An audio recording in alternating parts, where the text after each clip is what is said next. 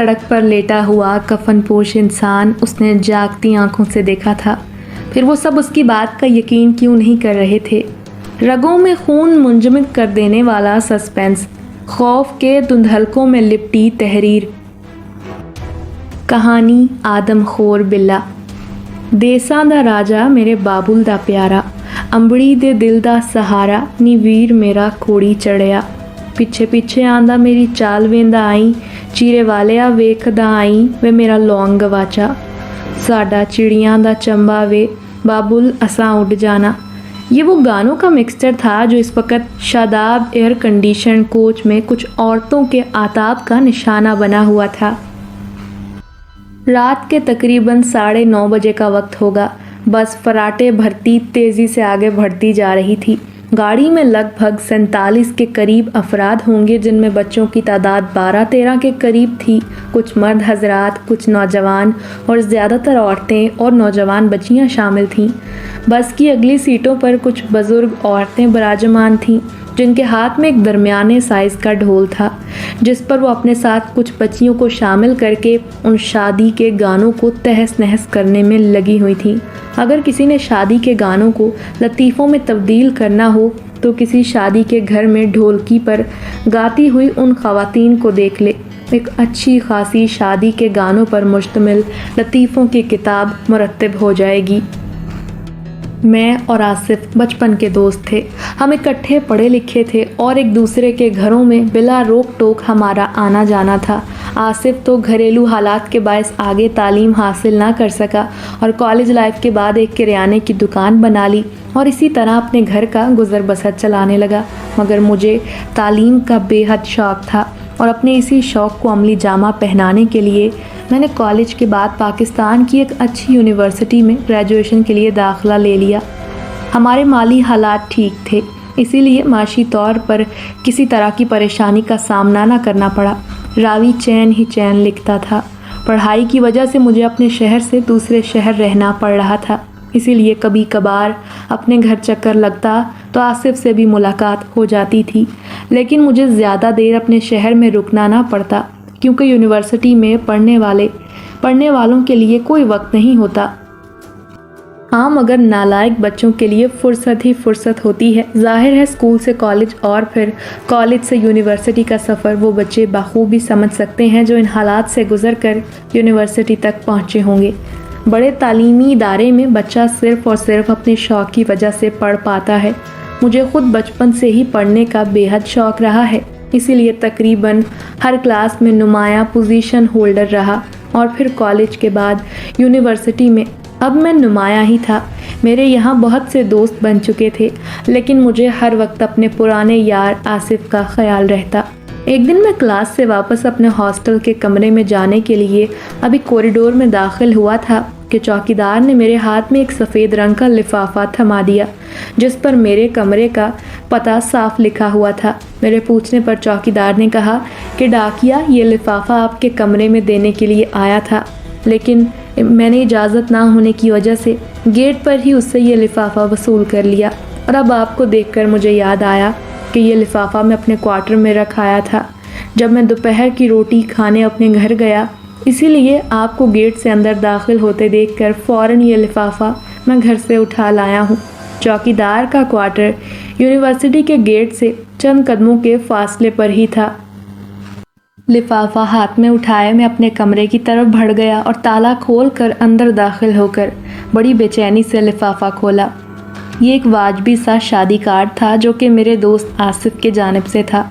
Card पर लिखी गई तहरीर के मुताबिक मेरे दोस्त आसिफ के मामू के बेटे की शादी अगले हफ्ते थी और उसने बड़े प्यार से मुझे इस शादी में शिरकत की दावत दी थी। मैंने तारीख देखी तो वो बरोज़ हफ्ता था और दूसरे दिन इतवार, यानी कि मैं ज़रा सी कोशिश से शादी में शिरकत करके अगले दिन इतवार को वापस यूनिवर्सिटी पहुंच सकता था। इसीलिए मैंने शादी में शिरकत का फ़ैसला कर लिया था।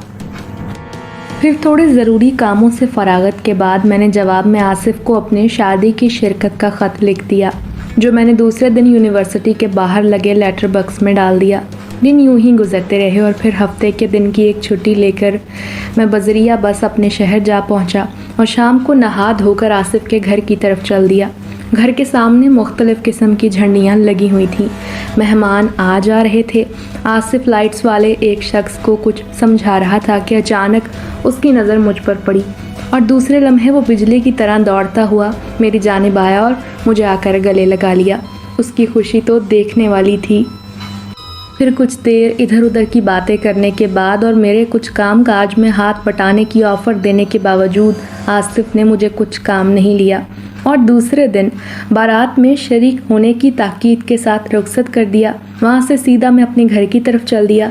रास्ते में अपने चंद दोस्तों के पास ठहरता हुआ काफ़ी देर बाद मैं घर पहुँचा और दूसरे दिन बारात में शरीक होने का ख्याल आते ही अलमारी से वो कपड़े निकालने चाहे जो कल मुझे पहनने थे। शादाब कोच इस वक्त फराटे भरती चौड़ी सड़क पर रवादवा थी। उसमें बहुत से अफराद बैठे हुए थे। मैं ड्राइवर की पिछली सीट पर बैठा उन औरतों के अजीबो-गरीब और बेरब्त शादी के गानों से महसूस हो रहा था जो इस वक्त चलती बस में गाने में मसरूफ़ थीं। चूँकि अक्सर शादियों में ऐसा ही होता है, इसीलिए मैं भी खामोशी से कान गानों पर लगाए और सामने विंड स्क्रीन से बाहर नज़र आने वाली सड़क पर नज़रें दौड़ाने में मसरूफ़ था। ड्राइवर के साथ दोस्ती हो चुकी थी, इसीलिए वो वक्फे से पान खाने के साथ साथ अपने कुछ पुराने किस्से सुनाने में लगा हुआ था। रात के 9:30 बजे का वक्त था। आसिफ कुछ कामों की वजह से घर पर ही रुक गया था, लेकिन उसने बारात का सारा चार्ज मुझे सौंप दिया था और ये भी बता दिया था कि वो उनके पहुंचने के 1 घंटे बाद पहुंच जाएगा। इसीलिए मैं बड़ी जिम्मेदारी से बारात को दूसरे शहर की जानिब ले जा रहा था जो हमारे शहर से 70 किलोमीटर के फासले पर था। वहाँ भी बारात का काफ़ी बेचैनी से इंतज़ार हो रहा होगा, ये सोचकर मैंने एक तायराना निगाह अपने पीछे पूरी बस पर डाली। गर्ज हर कोई अपनी अपनी मस्ती में लगा हुआ था। बच्चों ने अलग शोर मचाया हुआ था। कान पड़ी आवाज़ सुनाई ना दे रही थी। मैं भी होंकों की तरह ड्राइवर की बातों पर सर हिलाता जा रहा था। हालांकि मुझे अब बहुत से अल्फाज शोर की वजह से समझ ही ना आ रहे थे। सिर्फ उसका मुंह हिलता देखता तो उस बात में सर हिला देता।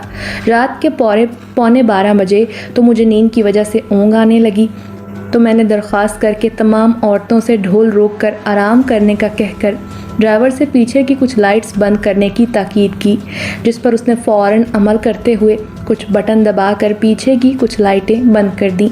बस में थोड़ा शोर कम हुआ तो थकन का एहसास होते ही आंखें बंद होने लगीं। अभी मैंने आराम की नीयत से अपना सर सीट की बैक साइड पर टिकाया ही था कि बस को यकदम ब्रेक लगे और ऐसा करने से हमारी बस उलटते उलटते बची, वरना एक खौफनाक हादसा रूनमा हो जाता। ड्राइवर ने काफ़ी महारत से बस का स्टीयरिंग संभाल लिया, वरना ये सोचकर तो खौफ से रोंगटे खड़े हो गए थे। बस के यूं बेकाबू होने से सारे मुसाफिर एक दूसरे पर गिर पड़े और एक कोहराम बर्पा हो गया। बच्चे तो बच्चे, बड़े भी खौफ के मारे चीख उठे थे। जो बेचारे हाथों में मोबाइल लिए मसरूफ़ थे, उनके हाथों से मोबाइल नीचे गिरकर सीटों के दरमियान कहीं गायब हो गए। अरे जनाब, क्या हुआ? अल्लाह का शुक्र है कि हम एक बड़े हादसे से बच गए। मैंने गाड़ी के संभलते ही ड्राइवर से पूछने के साथ साथ अल्लाह ताला का शुक्र अदा किया। ड्राइवर सामने सड़क पर यूं मुंह खोले नज़रें जमाए बैठा था, जैसे वहाँ उसने कोई इंतहाई डरावनी शय देख ली है। वो मैंने अचानक सामने सड़क पर एक कफन बोश मुर्दे को पड़े देखा था। यूं लगता था जैसे कोई मुर्दा कब्रिस्तान से निकलकर वहाँ सड़क पर आन कर लेट गया हो। उसको इसी तरह देखते ही मैंने 85 किलोमीटर की स्पीड से भागती गाड़ी को यकदम ब्रेक लगा दिए। हालांकि मुझे ऐसा नहीं करना चाहिए था, क्योंकि इतनी तेज़ रफ्तारी से भागती गाड़ी को अगर यकदम ब्रेक लगाया जाए तो उसके उलटने का 100% ख़तरा होता है। लेकिन मैं घबरा गया था, इसीलिए मुझे पता ही न चला कि किस वक्त मेरे पाँव ब्रेक पर जम गए। ड्राइवर ने थूक निगलते हुए जवाब दिया। उसकी रंगत पीली हो रही थी और ऐसा खौफ की वजह से होता है।